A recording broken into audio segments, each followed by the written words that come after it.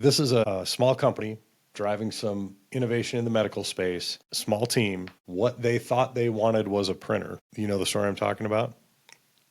Potentially, because most of mine start that way. Share a little bit about, so you have a guy who thought he wanted a printer. Turns out what he needed was a partner that could help him iterate and innovate, and how you saved him from himself. Yes, I do know the story you're talking about.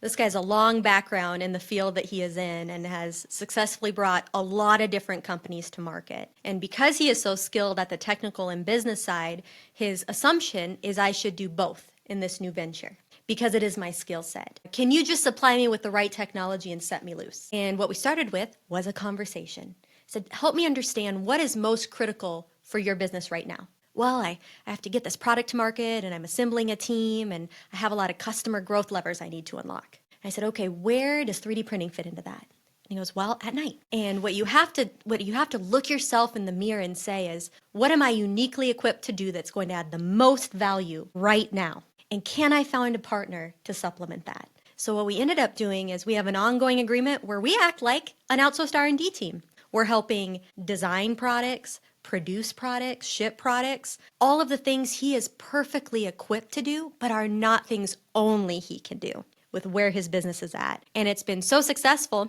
that he has to do it again in 2026.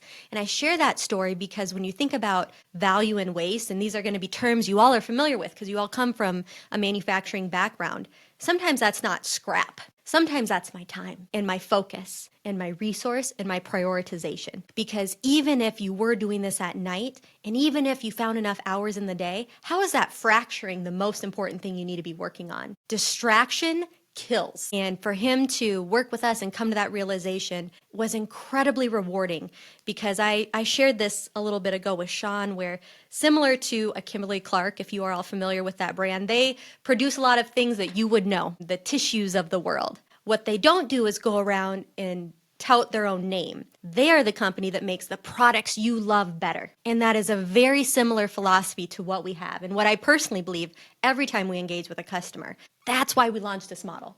Because we don't need our name out on everything. We need your name out on everything in a way only you can deliver.